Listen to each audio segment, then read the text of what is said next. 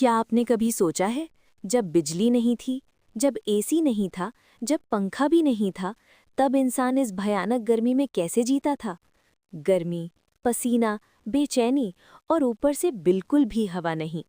आज हम एक बटन दबाते हैं और ठंडी हवा मिलने लगती है, लेकिन इस एक बटन के पीछे हजारों साल की कहानी छुपी है। एक ऐसी कहानी जहां इंसान ने प्रकृति को समझा और फिर उसे अपने हिसाब से बदल दिया। ये कहानी है विंड फैन की। चैप्टर 1। जब इंसान प्रकृति पर निर्भर था। बहुत पुराने समय की बात है, जब इंसान ने अभी मशीनें बनानी शुरू भी नहीं की थी, तब ठंडक पाने का एक ही तरीका था, प्राकृतिक हवा, नेचुरल विंड। लेकिन समस्या ये थी, हवा हमेशा नहीं चलती, और जब हवा नहीं चलती थी तो इंसान गर्मी से परेशान हो जाता था।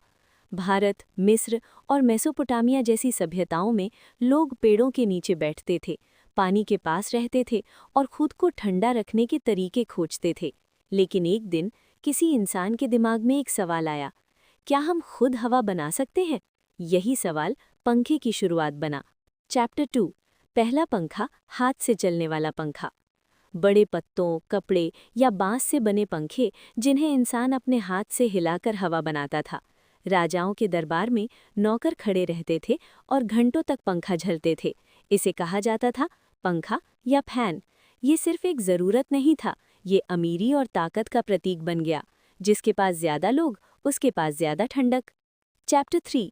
चीन और जापान, कला और तकनीक का मेल। समय के साथ इंसान ने इसे और बेहतर बनाया। चीन में एक नया इन्वेंशन हुआ, फोल्डिंग फैन।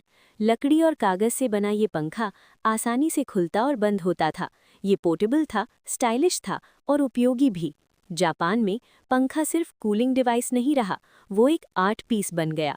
उस पर पेंटिंग, कहानी और संस्कृति दिखाई जाती थी। यहाँ से फैन एक मशीन नहीं, एक संस्कृति बन गया। चैप्टर 4। इंडस्ट्रियल रेवोल्यूशन, सोच में बदलाव। फिर आया इंडस्ट्रियल रेवोल्यूशन, औद्योगिक क्रांति। दुनिया बदल रही थी। भाप से चलने वाली मशीनें, फैक्ट्रियाँ, नई नई इन्वेंशंस। अब इंसान सिर्फ सर्वाइवल नहीं, चाहता था कंफर्ट। गर्मी से राहत अब लग्जरी नहीं, ज़रूरत बन चुकी थी। इंजीनियरों ने सोचना शुरू किया, क्या हम मशीन से हवा पैदा कर सकते हैं? और यहीं से जन्म हुआ मैकेनिकल फैन्स का। चैप्टर 5। इलेक्ट्रिक फैन, दुनिया बदलने वाला आविष्कार। साल था 1882 और एक साइंटिस्ट ने इतिहास बदल दिया, स्क्यूलर स्कैट्स व्हीलर। उन्होंने बनाया दुनिया का पहला इलेक्ट्रिक फैन। ये बिजली से चलता था और बिना इंसान की मेहनत के हवा देता था। शुरुआत में ये बहुत महंगा था, सिर्फ अमीर लोगों के घरों में ही मिलता था। लेकिन धीरे धीरे टेक्नोलॉजी सस्ती हुई, प्रोडक्शन बढ़ा और फैन आम लोगों तक पहुंच गया। चैप्टर 6। फैन हर घर तक। 1900 के बाद फैन तेजी से दुनिया में फैलने लगा। Ceiling fan, table fan, pedestal fan, हर घर में फैन लगने लगा। अब गर्मी से लड़ना आसान हो गया, ये इंसान की जिंदगी का हिस्सा बन गया। Chapter 7। Modern fans, smart technology. आज का फैन पहले जैसा नहीं है। अब हमारे पास है remote control fans, smart fans, mobile से कंट्रोल, BLDC फैंस, कम बिजली, ज़्यादा हवा। अब फैन सिर्फ हवा नहीं देता, ये एनर्जी बचाता है, एनवायरनमेंट को प्रोटेक्ट करता है। चैप्टर 8। फ्यूचर, हवा का नया युग। आज दुनिया क्लाइमेट चेंज से जूझ रही है। AC ज़्यादा बिजली खाता है, लेकिन फैन कम एनर्जी में ज़्यादा कूलिंग देता है। भविष्य में आने वाले हैं AI controlled fans, temperature sensing fans, solar powered fans. Emotional ending. एक समय था जब इंसान हवा के लिए प्रकृति पर निर्भर था। आज इंसान खुद हवा बना सकता है।